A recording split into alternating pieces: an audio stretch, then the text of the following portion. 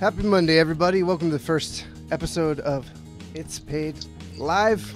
I'm Matt, and today I'm joined by, go ahead. I'm Ken. So, Ken, we have a good guest today. Oh, absolutely. You want to give him a strong introduction? Oh, absolutely. Yeah, our guest today, Bob Harris from the Attrition Busters. Bob is a renowned speaker, consultant, has a tremendous amount of experience within the security industry. Actually, I met Bob a year and a half ago or so in Las Vegas. It's called the International Security Conference. 30,000 plus people attended this. Bob has actually had a couple of speaking engagements there. Was really thrilled to listen to Bob speak. Had some fantastic tips to share with the security dealers on how to reduce attrition, how to improve retention. Bob, welcome to the show. Hey, it is great to be here. Happy Monday. Happy Monday, Bob. So, Bob, tell us a little bit about yourself and tell us how you got started with Attrition Busters. Well, short version, for many years, better part of 3 decades, I was a security dealer, had a security alarm company, which ultimately sold in 2003.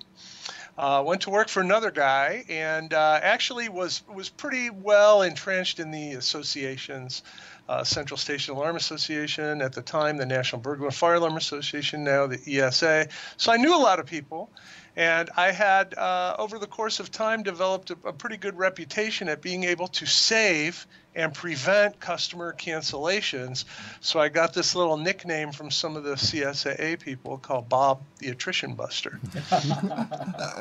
And ultimately, didn't know, I didn't have a company anymore, wasn't really working, and somebody from the East Coast who I knew through the industry called me and had a funny little customer cancellation problem and asked me if I could come out and maybe take a peek and see if I could figure out what was going on and help them sort of redirect that. Mm-hmm. And funny thing is, it was the same kind of thing that was happening at my companies. Mm-hmm. And having gone through a plethora of different tools and ways to prevent and save customer cancellations in my own business, the stuff we did actually helped them, mm-hmm. and it worked. Mm-hmm. So they told 2 friends, and next thing you know, you're a renowned speaker and a fantastic consultant.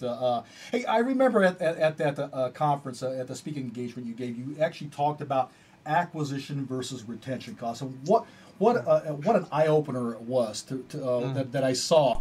Matt, he was telling us about the difference between what it takes to acquire a customer versus what it takes to retain a customer. Bob, can you elaborate on that a little bit for us? Yeah, well, I mean, obviously it costs more to acquire a new account than it does to keep one that you already have. Mm-hmm. The account creation multiple is typically higher today, anywhere from 34 to 40 times, even more, to buy an account. Wow.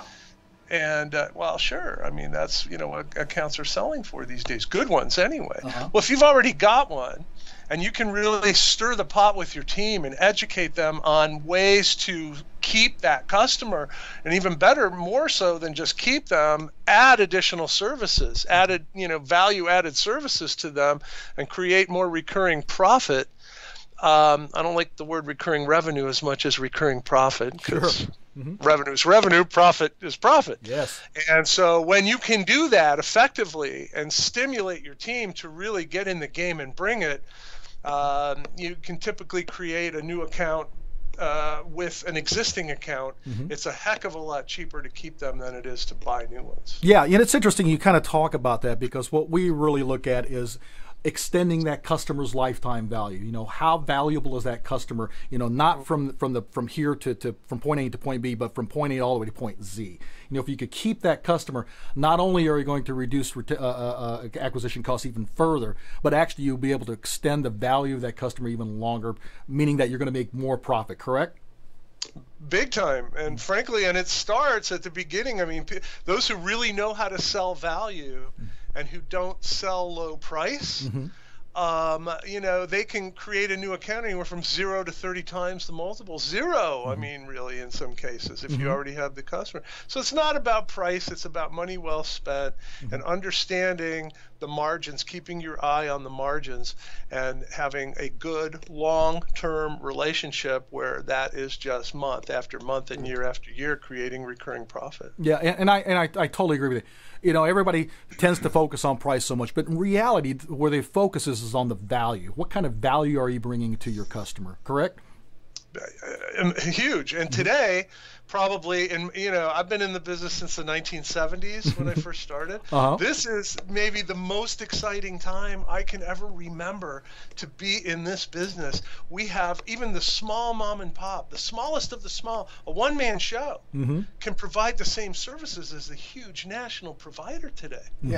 By partnering with the right people. I mean, the opportunity is immense. I know that, and just so our audience knows that Bob actually puts out what he calls Bob's Pro Tip of the day, or Pro Tip of the week, or Bob's Pro Tip. I see those all the time. It's wonderful tips that he shares with his audience. And before we get into the tips, what are some of the common mistakes that you see companies make when dealing with either retention or attrition? Great question, Ken. Thanks for asking that. And yes, working with so many dealers all across the country, there's no kind of geographic line of demarcation when it comes to mistakes. There's some very common ones. And I think the biggest mistakes really I'm seeing out there are employees helping customers cancel. Oh, God. That sounds It sounds funny, but it's true. I mean, they're helping them cancel rather than helping them stay. And I think a lack of investment in the team in terms of training and education, understanding that it's not just about price. There are so many ways to get beyond that that I think are being left on the table today. It's kind of sad, but again, extremely common. I think other common mistakes are employees that don't necessarily know about all the services their companies offer. To be able to communicate effectively with customers. Have you ever heard, well, maybe you haven't, but a lot of dealers will relate to this, a customer saying, oh, I didn't know you sold that, so I bought it from somebody else. Yeah. And you lose them.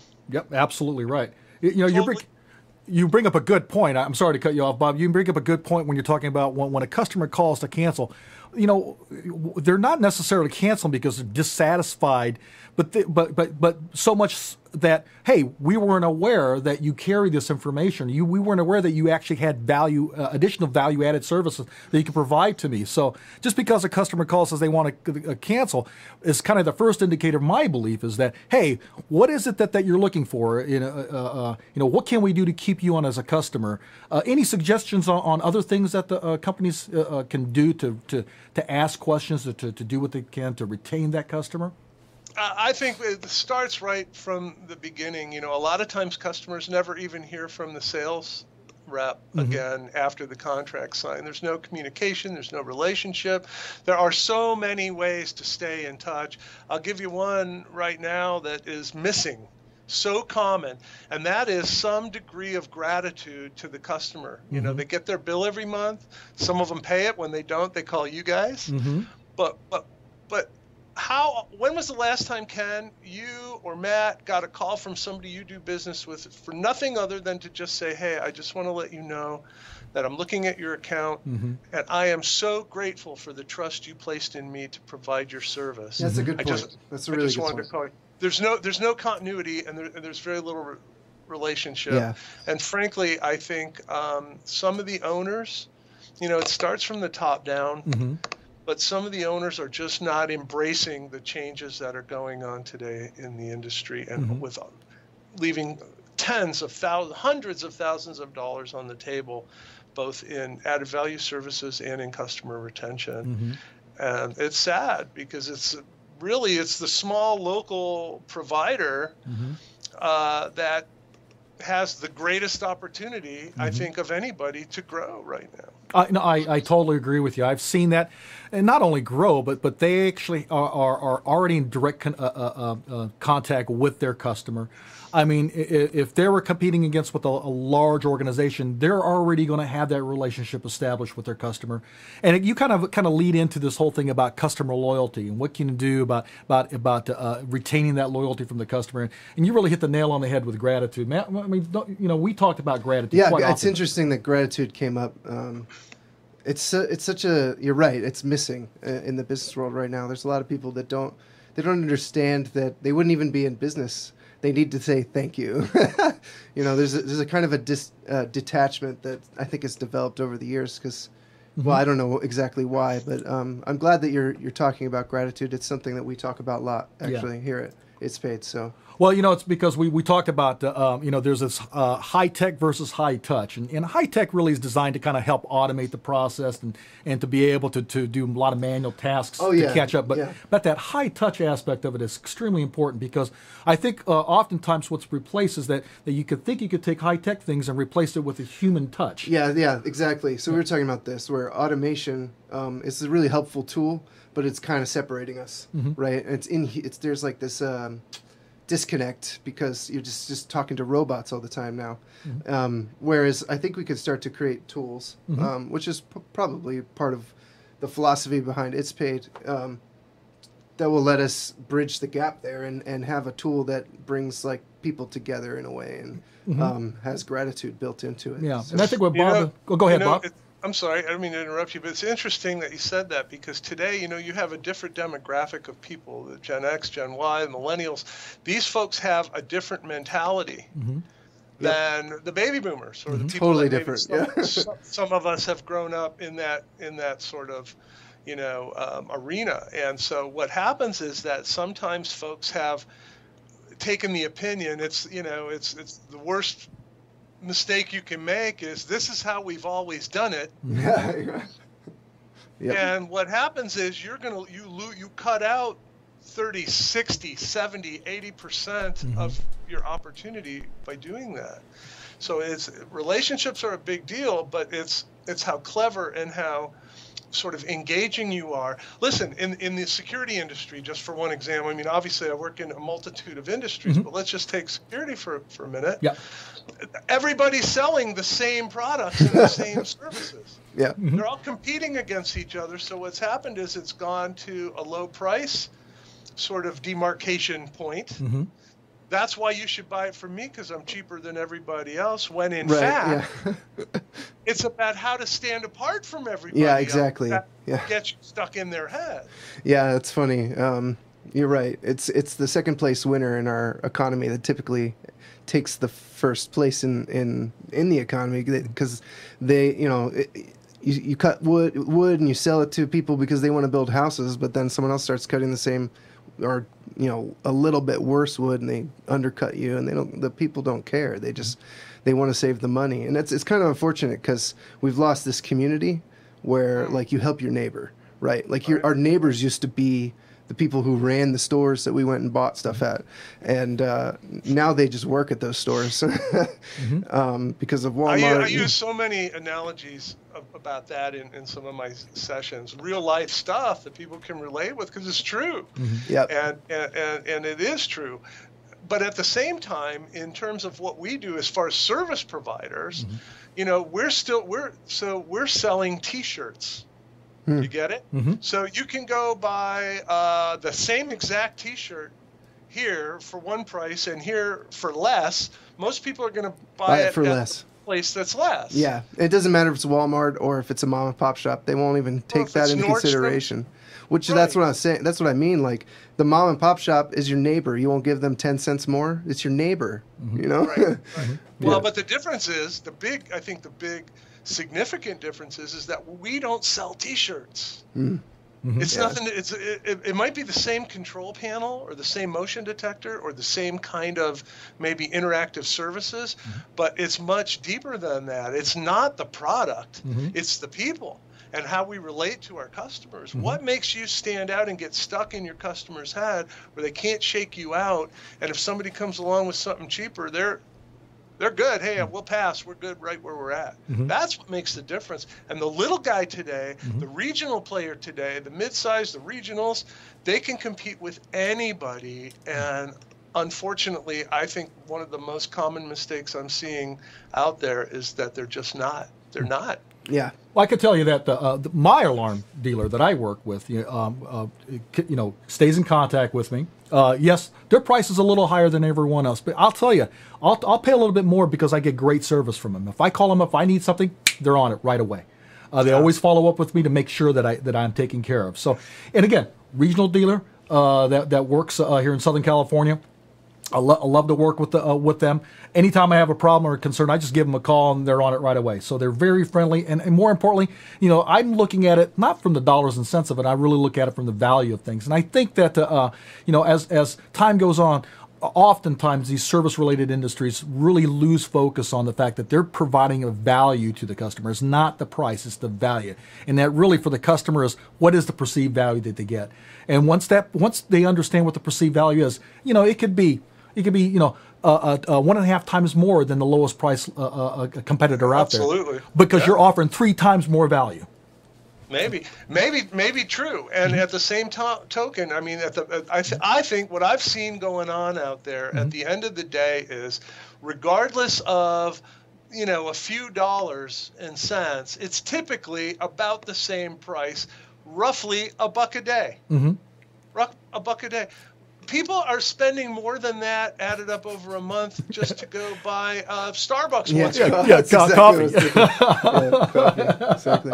Well, I wanted to go back to the gratitude thing real quick. What do you suggest, people do? Do you have any, tips for gratitude for companies? I'm sure people are listening and they're like, oh, yeah, I definitely need to thank my customers, but maybe, I don't know, do you have anything that you suggest people try? Tips and suggestions.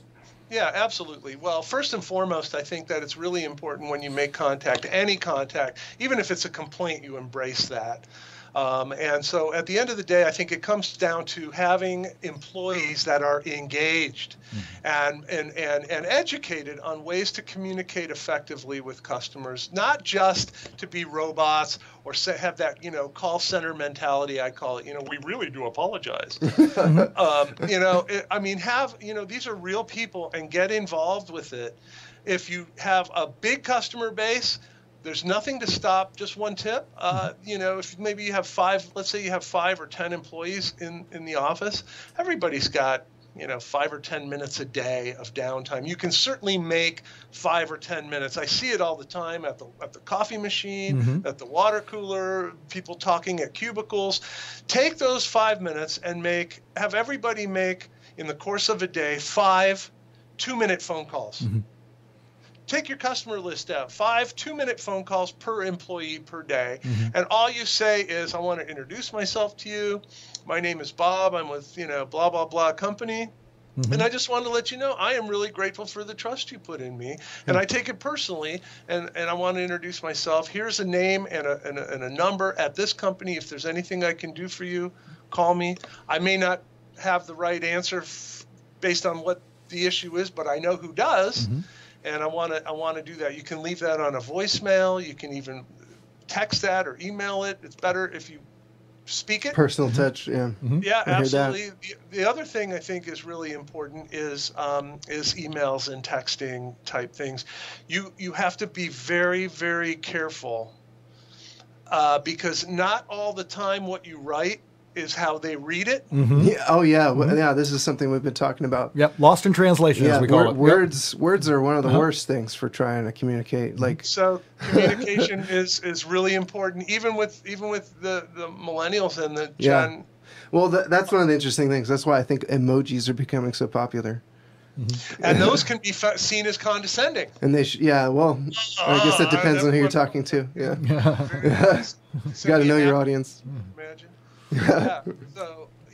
And then another thing is, I think when you're talking in person, field techs, for example, maybe out in the field, it's how you embrace that customer, how you create that rapport with them. That's another area I think that's being a lot really left on the table, because the field techs have probably the best frontline communication with the customer, but they're not being encouraged to look around or plant seeds or convey gratitude. Unlike a salesperson, the field techs have that customer's trust most of the time. Mm-hmm. Yeah, no, you're absolutely right. There's exceptions, but those are just a couple ways to get in, and every now and again sending out tips, from the company. Hey, it's summertime and fire season, or if you're going on vacation, here's some tips from us how to harden the target and keep your place safe. All these things lead up to creating a value-added relationship where the customer may think hard before switching to another customer where they're going to lose that. The trick is to be compelling and engaging and get stuck in their head where they can go see 5 other guys, but they can't shake you out. Mm-hmm. And just so our audience knows, fantastic tips and suggestions, Bob. I was mentioning to our audience earlier that Bob has these daily pro tips that he wants to share. And just so our audience knows that Bob does consult companies throughout the country on how your employees can communicate the message, how your employees can keep your customers engaged, and ultimately reduce the attrition and extend that customer lifetime value. Bob, what's the best way to reach so our audience can get a hold of you if they have any further questions that they want to ask you directly, or if they want to learn more about your organization? Yeah, absolutely. Well, the website is www.attritionbusters.com, ATTRITION Busters, one word.com, not Nutrition Busters, because I'm a nutritional overachiever. Go ahead, Bob. AttritionBusters.com. There's a link in the description too. There's one in the description. Yeah. I'm at Attrition Buster on Twitter, and Bob Harris on LinkedIn, and Attrition Busters on Facebook. Okay. Our audience, so the audience knows that we're actually going to put Bob's information, make that available for you on the video, so you'll be able to reach out to Bob directly. Bob, thank you so much for joining us on ItsPayd Live. Oh, well, one more thing. Do you have any upcoming events you want to tell everybody about? Good question. I do. I'll be speaking at the end of the month in New York at the New York Electronic Security Association's meeting in Syracuse, New York. And that's a big event. If you happen to be in New York and you're not yet a member of the NYSESA, I suggest you take a look at that. They have great benefit for their dealers. I'm also going to be doing a Security Central program in Statesville, South Carolina. I believe it's the early part of September, which I'm sure you can call Security Central and see about coming over there. That's a great one. Most of the other stuff I'm doing is for private companies. So actually, we're doing that's something else to think about. Our management retreats are big deals today to refresh and re-energize and sort of reinvigorate organizational enthusiasm. So I've got 2 or 3 management retreats, 1 day, a 2-day, and a 3-day management retreat coming up in the Midwest and the Southeast. And that's something to think about, because a lot of people don't do that, and things get flat. And when that happens, it sort of filters through down to the front end, and it costs customers, man. It makes a big difference in the experience-based perception of the end user when you're engaged and stimulated and enthusiastic. That's great. So the events will be on your website. Yes. So just to visit attritionbusters.com. Bob, thank you again for joining us today. Have a wonderful rest of your Monday, and join us next time where we're going to have Scott Reese from Cornerstone Path talk about customer engagement, customer lifetime value, and what we kind of talked a little bit about today, customer loyalty. Thank you. Thanks, Bob. Thanks, Bob. I really appreciate you being here with us today. Thanks, Matt. My pleasure. Thanks for having me. All right. Thank you very much. We'll talk to you later, all right? Take care now. Take care. All right, guys. Thanks for joining us on ItsPayd Live. We'll be posting on our website for the next episode. We'll let you guys all know what's coming up. If you're interested, go to our website, itspayd.com.